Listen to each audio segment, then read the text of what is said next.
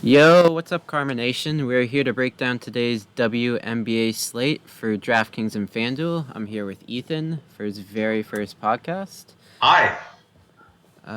So make sure to follow us and subscribe to this YouTube channel so you don't miss out on our next live stream or podcast.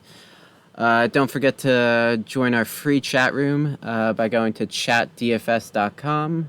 So we're going to start things off with some injury news. We know most of it, but there's one. So Kennedy Carter is questionable today with her ankle injury. She's been out for a couple games. If she plays, we're going to downgrade Courtney Williams and Laney. Williams should go back to the bench if Carter plays. So be on the lookout for that. Luckily, that's the first game, so we should get that news before lineups lock. We got Emma Mieseman doubtful, so she's most likely not going to play. So we can lock up Hines Allen again for cheap. And then we got Sabely's probable, so that's going to take a hit on the bigs in Dallas. And we should see Gray go back to the bench, or Mabry, depending what the coach wants to do. Which is going to take a hit to Wnba as well, just because Sabely's going to take some scoring. And then we got a couple players out today. We got Griner out with personal. We're not sure what she's out for, but she left the bubble. It's just she's going to be out for a couple games at least. And then we got Queena Williams out. She's a good scorer off the bench, so we won't see a starting lineup change there. Mariah Jefferson's out, and then Fowles is still out. So let's get in. We'll start with guards today. Let's see. Who are you looking at as your favorite guard play today? Favorite guard play? I think we have to go DT, Taurasi. Playing Washington, it's the highest total out of all the games today. There's no Griner. So production has to come from somebody, either Taurasi or Diggins Smith. And honestly, I like Diggins Smith too. I think DT, Diggins Smith will both have monster games today. Let's not act like Mitchell is a world-class defender. She sucks. She's small. She's not going to defend Taurasi or Diggins. So I like Taurasi and Diggins both to lead the charge. Phoenix will need both of them to score heavenly to get the win, and they need a win right now. So I like Taurasi and Diggins Smith today. Yeah, I love both those. We just saw Dallas guards go off against them. So we should see DT, Diggins, and even Hartley. She should be starting today. She Yeah, should have a Hartley good too. game. She's cheap enough where she's a good cash play, especially if we get starting lineup news, but we won't get that until late. So Yeah. you might just have to assume she's starting. If you want to get some salary relief there, she's 5'9" on FanDuel, which is one of the cheaper guards, but she's a little more expensive at 7'9" on DraftKings, so you have to make a decision there. Most likely, you're going to want to pay up for Taurasi and Diggins on Correct. And if you look around the DraftKings. players around, you got Enrique at 10-3. With Sabali back, that takes a hit on her. You have Courtney at 9-7. You have Laney at 9-3. Well, if Carter plays, takes a hit on them too. So realistically, Diggins Smith and DT are your best options up there, especially if Carter plays today. Yeah, even if Carter doesn't play, I'm still not going to want to play Courtney Williams or Laney. Yeah. They're fine in GPPs if you want to take the risk because their ceilings, because that tight rotation, even though the matchup sucks, they're going to have to play minutes. So even though Minnesota's a great defensive team, someone's going to have to score for them. Yeah. So they're probably going to put up a lot of points, but they're going to have a ton of turnovers, which you can transition that into fade both of them and maybe play. If you want to take a chance on Lexi Brown, she'll get you a high ceiling for steals. We've seen her get 7, 5 steals. So especially on FanDuel where those matter a little bit more, you can take the chance on Lexi Brown. Definitely not a cash play for Lexi Brown, but she'll get you that ceiling. Just those minutes are just completely inconsistent, especially with Sims and Johnson back. But Dangerfield's a little more consistent minutes since she's a scorer, so her points are less unpredictable than Lexi Brown with the unpredictability of defensive stats. So you can take a chance. Dangerfield, in a rotation with Sims, so they go back and forth. But she still played 30 minutes last game, so I expect her to play a lot of minutes. And Atlanta just sucks at defense. So I'm completely avoiding Atlanta if Carter plays. But if Carter doesn't play, you can do GPPs with them. Another guard I'm looking at with Fouls, she's been out. Carlton's been playing. Bridget Carlton's been playing a lot of minutes every time Fouls misses. She's not actually a guard. She's more of a forward. So you're getting a forward with the guard spots, and she'll get you those high rebounds. With Atlanta's probably going to shoot a bunch of shots. So especially long range. So that small forward, power forward spot's good for rebounding 3-pointers. And then other than that, you can go all the way down to Augustus, do you think? You got Augustus down there at 4'6". Yeah, No, no Williams.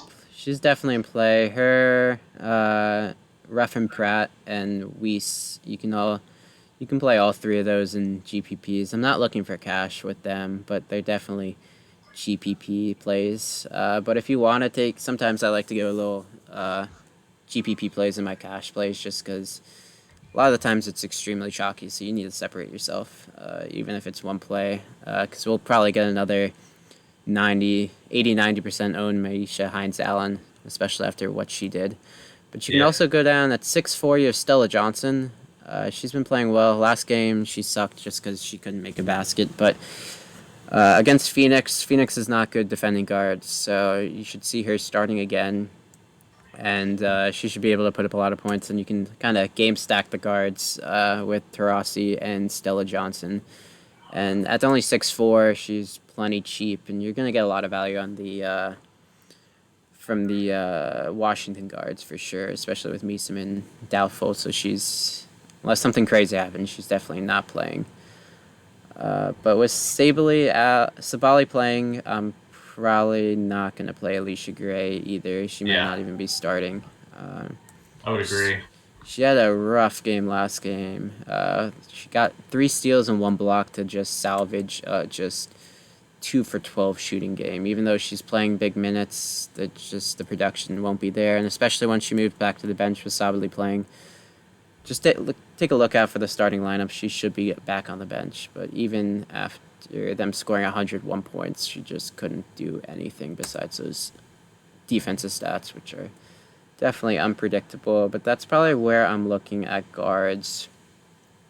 Nothing else really sticks out to me. If you want to go Bannon, if you really want to go cheap at 4.8, but I don't see myself going that cheap unless I really want to stack the expensive players. Which the expensive players, you don't have Aja Wilson, you don't have Brianna Stewart, you don't have all the really good high floor expensive players. So there's really no reason unless you go on GPPs. And that's interesting. I think normally for cash games, you have a lot of good forwards in the league. Usually you pay up at forward. With this slate, I don't think you necessarily need to pay up for forward. At least 3 high-priced forwards and punt at guard.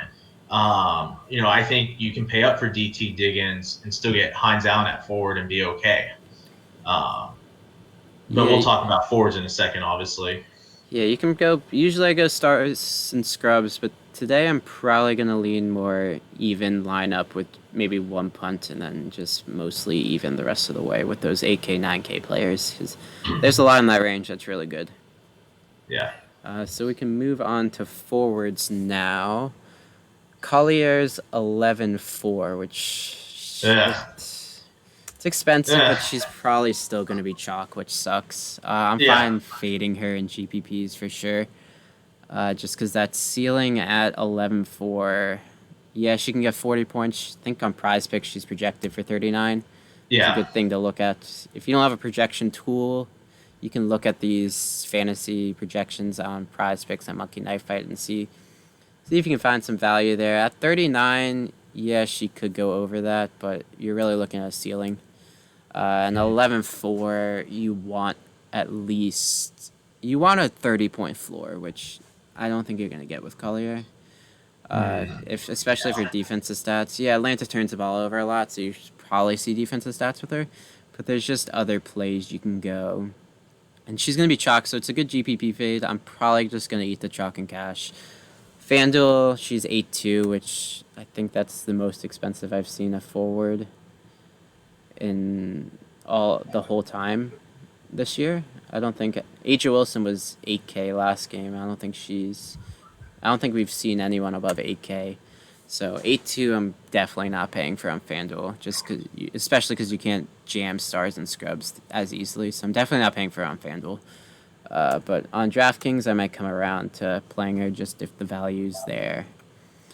But I'll probably be looking Maisha Hines Allen, of Oh course. yeah, She just came off of what, a 62-point game, yeah, 63-point and game. on Prize Picks her last game 2 days ago, her projection was like 28, 27, and we pounded the over on Prize Picks and killed them. Like you said, she went for like 62, I think. Mieseman's out again. I think you have to go right back to Hines Allen, especially with Griner not playing today. I expect Hines Allen's to possibly even outscore Collier. That's a very high possibility. Yeah, they're both projected around the same 39 versus 32. So you take that $1,000 savings, and you Yeah. can really open up a lot. Just so I don't think I'm gonna force Collier. I'm just gonna go Hines Allen and maybe probably Candace Parker too. She's playing Yeah. Dallas, which is just awful on defense. She had a couple of bad games, scoring 20, but she's back to scoring her 30, 40 points. So I'll probably be building around Hines Allen and Parker today from Yeah. the forward spot. And you have Sabali down there at 7-7. Way too cheap. As Way long too as cheap. she's The only thing that we have to mention is she gonna be on a minute limit. Yeah, we gotta. Usually, WNBA is not good at reporting that, so it's Correct. But for tough. 7-7, I think you take the risk. You definitely take the risk, especially she's 100% gonna be my GPP lineup if she doesn't make my cash lineup, because you have Dantas right there at 8-3, so Dantas is probably gonna be in my cash lineup, and I'll probably pivot to Sabali for Yeah. that GPP pivot. But if you hear there's absolutely no minutes limit, just for sure play Take her. Sabali in Yep, cash take too. her. Can you fit? So can we go Hines Allen, Parker, Dantas, and Sabely? Let's see. Let's see if we can fit them pretty easily. Well, there's also Tiana Hawkins right there. Yeah. 7-8's a lot of money to pay for her. And here's where I was kind of getting at with this too is, at guard, there's not a lot of good high-priced guards, especially if Carter plays. But at forward, you have Sabali at 7-7. You have Brianna Turner at 7-1. Gloria Johnson had a monster game last week. Great GPP play at 6,100. I personally hate Atlanta because their rotation sucks, and you never know who's playing what minutes. But I think Gloria Johnson is a great GPP play. Yeah, I might even have her in cash because I like to go a little weird in cash. I'll have like 10% owned players a lot. Just because I just don't follow the. A lot of time there's bad chalk on here, so there's not a lot of optimizers out there for WNBA, so you don't have consensus ownership a lot. So I'll probably end up. I might throw Glory Johnson in my cash lineup if I don't get worried about Sably. Yeah. At 6-1, I mean, it's 6-1. It's worth it. Minnesota obviously is great defensively, and I don't really like bigs at like. They're a 10.5 point underdog. I don't like running bigs against that just because their rebound numbers aren't as good. Yeah. But she's not a big rebounder. She's more of a scorer. And she might, So she might start too. She played 32 minutes last game off the bench. yeah. So if we don't see Carter, I mean Carter takes up 20, 22 points a game. So if we don't see Yeah. Carter playing, Gloria Johnson's definitely. If Carter plays, Gloria Johnson's still GPP. But if Carter's not playing, you can still run her in cash if you really want to, if you need to. Yeah. But yeah, let's see what else we got. You have Coates at 4,700. I'm probably not going any lower than that. Yeah, I played Coates last game. She was virtually not owned. Everyone played Hawkins and Hines Allen, so no one played. I faded Hawkins and I played Coates. You got her for. She basically scored the same amount of points until she started getting those charges in overtime. But at the end of regulation, they both had the same amount of points. So you're saving so much money compared to Hawkins, which I don't see a big ceiling for Hawkins. And I don't see paying up. There's no point to pay up for Hawkins when you can just play Coates. Even though she's not Yeah. starting, she still gets minutes. There's only 3 bigs basically on this team. and they're playing Phoenix. Yeah, Griner's not playing, so they don't need to run as many bigs. But she'll still get a lot of work. Yeah, Cause I mean, yeah, first game, Meeseman missed. It looked like Hawkins and Coates split the minutes. I think one was 22, the other one was 20. So they're both playing pretty much 50% of the game, and one's a lot cheaper than the other. yeah, and it's all about value. Hawkins might score 2 or 3 more points than Coates 50, 60% of the time, but it's definitely worth it to take that savings. And there's not a ton of value on this slate, I don't think. Yeah, I don't mind going Kia Vaughn. She did start last game, I believe, and she got 19 minutes. If you want, she's 3-9. If you want to jam stars and studs, you can go Kia Vaughn and Coates, and then just you have so much salary left over, you can just pound all the expensive players if you want. But Yeah. I probably won't do that. But if you're running a couple lineups, yeah, it's fine to do. But if you're running one main, I wouldn't do that. But it's still a GPP option. But Yeah. that's probably it I for. think I think this slate's more GPP than so much cash. Um, I like GPP, so I'll probably be playing a lot of GPP and not so much cash today. Yeah, I've been mainly because there's not many good cash games anyway on DraftKings You've been usually. you've been killing those big tournaments on DraftKings. I know you had a couple takedowns. Yeah, I run those $6 $10, 10 man, 10 to 12, and I think I've had 6 total already. Yeah, you've done quite Takedowns. well with those high dollar tournaments. I know a lot of people, especially in our Discord, are there for props, but don't sleep on DFS. Joey is really on fire right now with GPPs. Yeah, people don't like to get weird in those high dollar ones, but you can get 10% owned. Like I had Coach last game for 10% owned, while Hawkins was 70% owned in the high dollars, and it definitely gives you an edge. And wasn't Griner still like 20% owned in your tournament? Yeah, she was actually 30%. So Yeah, thirty 3 out of percent. 10 So players still played her. so there is still an edge in WNBA DFS, and especially for a slate like this where you have Carter questionable, Sabali probable will probably play, Meesman doubtful probably won't play, but if one of those plays, the whole slate changes. Yeah, and So it's DraftKings still has Sabali at questionable, so people might think she's not actually playing, even though she's actually probable. yeah. And So Meesman's questionable, which she's actually doubtful, so people might fade Hines Allen. yeah. So injury news very very important today, and props. Injury news is so important for props too. Um, like Yep. we've talked about all slate, Carter impacts a lot of stuff. Yep, get those beat writer Twitter notifications on and try to beat the prop sites, because there's definitely an edge here today if you can get them in quick enough. Yeah. Let's just look quickly at price picks if you want. We're not going to give out any official plays, but I think one thing we can talk about is, you look at the board. You have Courtney Williams on the board, Laney on the board, Liz Williams on the board. Obviously, Carter plays that impacts two of those players. Yeah, Um, yeah, they're priced that Carter's not actually playing, so you gotta look at that, see how they're priced, and watch out for the news. If they're priced that Carter wasn't playing, then you want to watch out for. If they're priced that Carter was playing, so they're down at like 28, 27, you got to watch out for those news. And then if Carter doesn't play, you pound the overs. But if they're priced like there and there, that they don't think Carter's playing, and yeah. sometimes they don't know. There's not really a good injury news, so they don't realize quick enough. So you can really get an edge just paying Yeah. attention to injury news. But if you're in our Discord, which is only $9.99 a week, and trust me, you will pay it off within one day, one slate, we will give you that news. We will give you that edge that you need to win at props and DFS. So I highly suggest just paying up that $9.99 a week, get in our Discord, talk WNBA with us, get that edge, make some money. It's there. We've Yeah, been winning week after week. The screenshots, you'll see all the screenshots in Discord. On Monkey Knife Fight yesterday, we hit a big one with Brianna Stewart and Asia Wilson. They both went off. We had the overs, and that profited $200 for me personally. It turned 100 into 300. Well, guess what? $200 right there pays for your entire WNBA season subscription. Uh, yeah.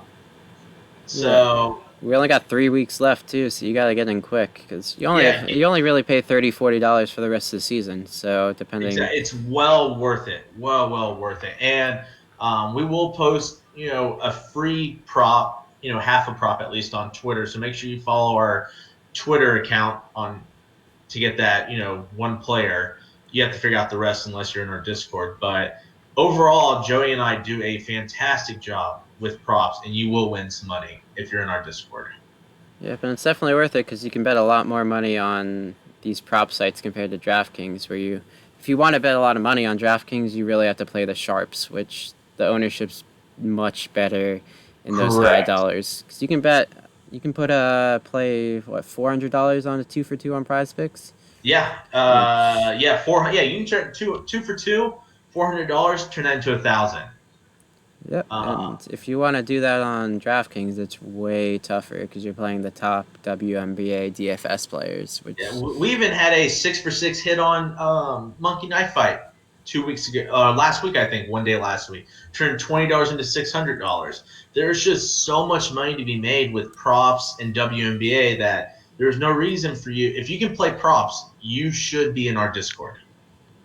yep, use promo code Karma, referral Yep. links monkeyknifefight.online and prizepicks.online.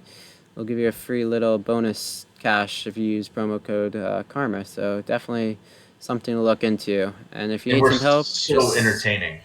yeah. The Discord alone itself is worth the money because we are so entertaining. Yeah. You can follow us on Twitter right below our pictures there, and if you have any questions, just DM either of us, and we can help you out. DM us on Discord as well, and we can definitely help you out with anything.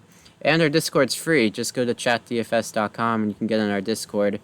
You won't get any of our premium plays. We can just get into the Discord, get accustomed to it, and then you'll see our screenshots every day. So then you'll know definitely want to come in on that. Yep. All right, let's kill it today. Yep, let's kill it today. Thank you all so much for tuning in. Joe, you have anything else? Got nothing else. All right, that's it. We're gonna sign off. And hey, real quick before we leave, I think we're gonna try doing these. Have one of these videos once a day. I think that's gonna be kind of the goal moving forward. So be on the lookout for more of these videos. Yeah. See ya. See ya. Thank you. Peace.